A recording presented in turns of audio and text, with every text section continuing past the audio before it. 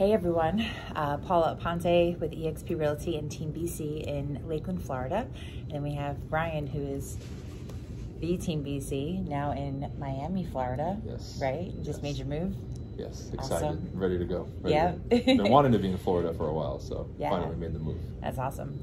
So we were going to talk to you guys today a little bit about real estate and male versus female in the industry. I don't know if you have an opinion of which one is better in terms of better results, more respected in the industry. What do you think about that? Well, obviously, everything else aside, either one can be successful, right? Mm-hmm. Like we can't sit here and say, oh, one, is going to be better than the other. I just think that each sex does have some advantages, right? When you look at the business world as an example, it's a male-dominated thing, right? And we know that when we get in negotiations, when we deal with people and making decisions and moving money and that kind of stuff, a lot of times we do have to be firm, right? And that's going to be more of, in general, a masculine quality than as far as a feminine quality, right? Sure. However, there's a lot of things that a woman can bring to the table that help, right? If you look at the amount of people who have like a front desk administration or administrative assistant, right, who kind of fields people when they come in, they're the ones who take calls. It's typically women,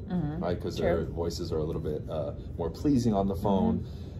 Like Loida, who works with me on the team, if we're calling expireds, she gets a better reception than me because she's a woman. Right. Same thing when you go door to door, right? I'm going to be viewed as a much bigger threat than you if we go door to door. Your answer rate will be higher than mine. So there's a lot of things that we need to look at objectively that can give you an advantage. And I think if people understand it from that perspective and they play to their advantages, they can do really, really well. It's just a matter of being able to make those observations and call it for what it is, instead of getting caught up in the political correctness and this and that, because people will attack that sometimes and say, well, you can't say that, but it's true. Sure. If we sit in front of a seller, you're unanimously going to be less threatening than me, just because I'm a man, the way that I look, my voice being deeper, I'm louder, I'm more aggressive, right? Just energetically, I will come off naturally a little bit more aggressive than you. Do you think it depends on what sex the seller is, whether they are male or female? No. Because I feel like if I'm face-to-face with a male at the table, that they might not look at me with the same respect that they would look at as if you were sitting at the table, not because you're Brian Casella, but because you're a male. Depends on how you carry yourself.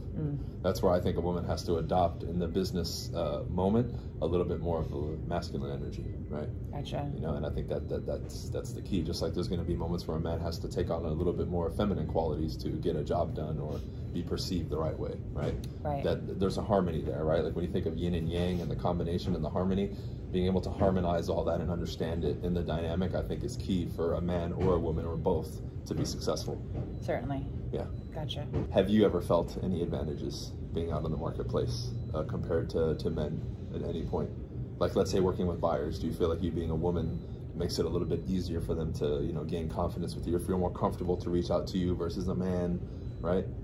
Yeah, I don't know, because I'm not a guy, so it's hard for me to really say whether or not, I have that advantage. Right.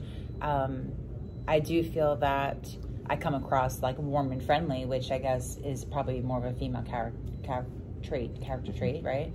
And so therefore, I think that people respond to me really well.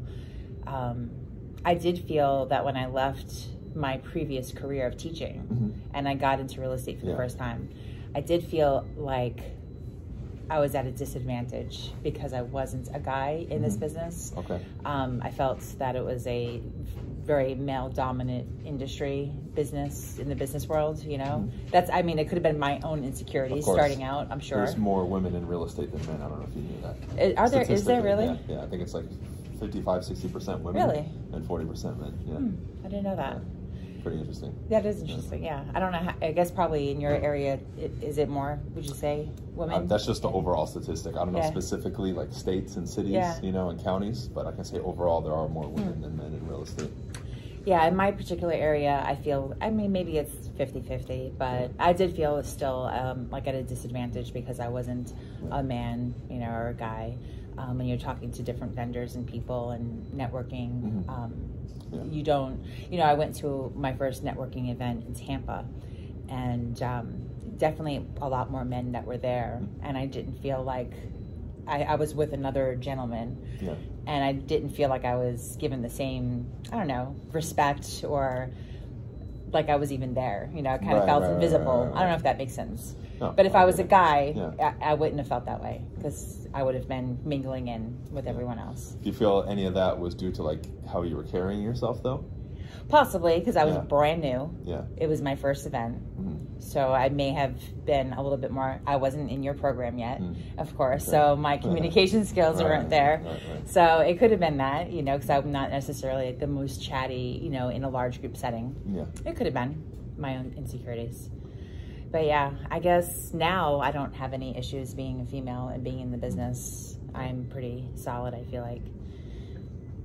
Yeah. You know, and it's just one of those things that I think if people like understand it for what it is, you'll understand where your advantages can be and not. And it's just, you know, because anybody at the end of the day, man or woman, can have success in the business. Right. You know, it's just, it is pretty cool to understand some of these things, because many of these dynamics, I think people are aware of it. They just don't want to talk about it. Right. Right. Like it's one of those things. It's like the, what would be it's like the underlying communication, right? And like it makes people uncomfortable to talk about it, or they're aware of it, but they don't want to talk about it because they think they can't. And it kind of like, you know, you look at commercials, right? Like a lot of commercials, particularly the ones that are targeted towards men, the marketing, it has women who are very, you know, like half naked. And then like if you think of alcohol brands, right? And you've always heard the term sex sells. Well, obviously there's a reason why they keep putting that. So the underlying tone is that. It may not be directly in the marketing, but that's the underlying tone, right? Now, and it works. That's why people keep doing it.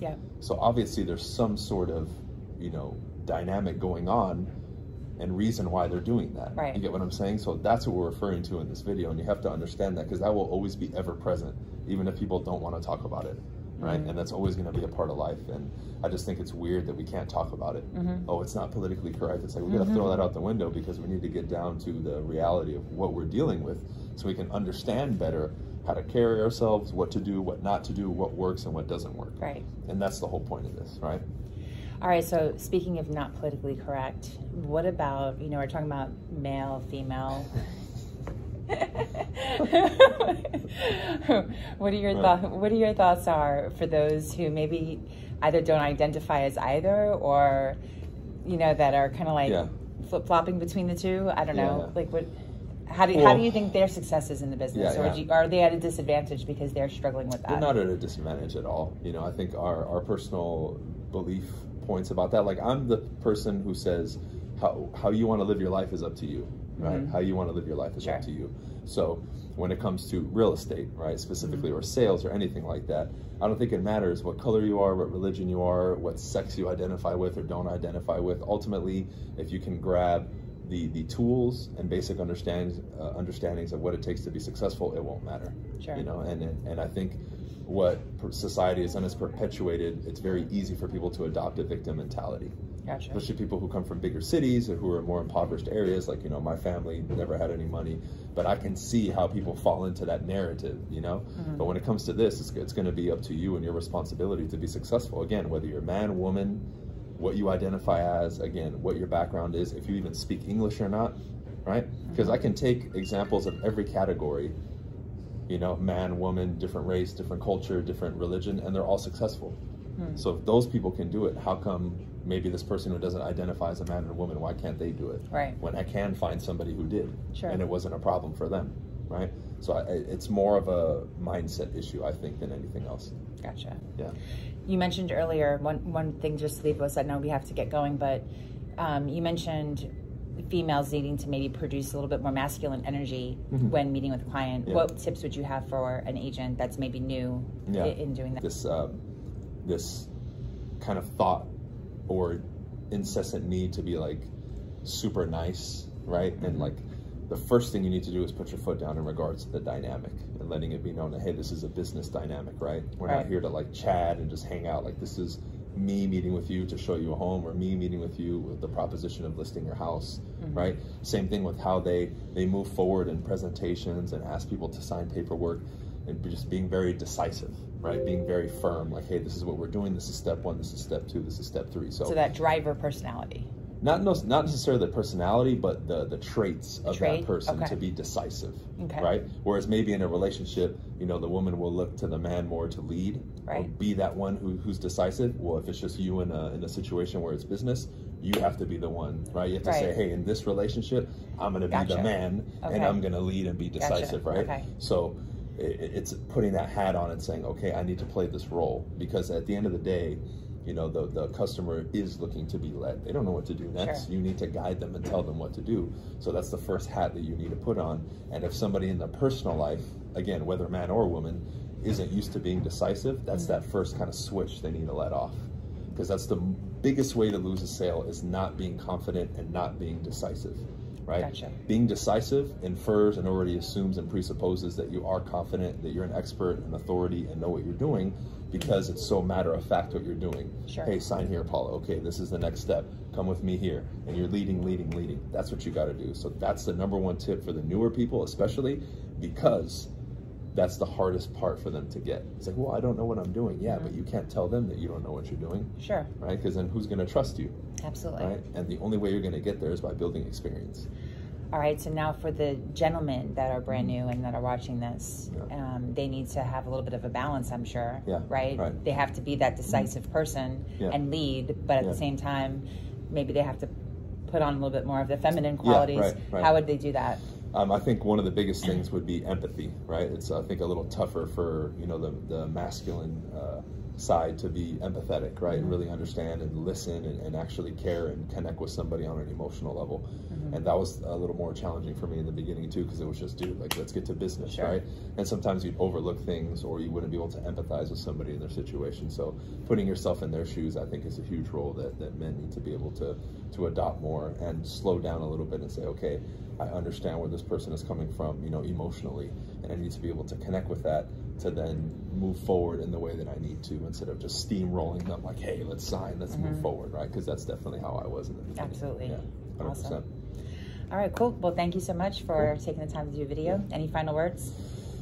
Get out there and get to work. Yeah, awesome. All right, well, listen, make sure you like and subscribe to this. And if you haven't already followed Brian, you can find him on YouTube as well. Yeah, talk to you later.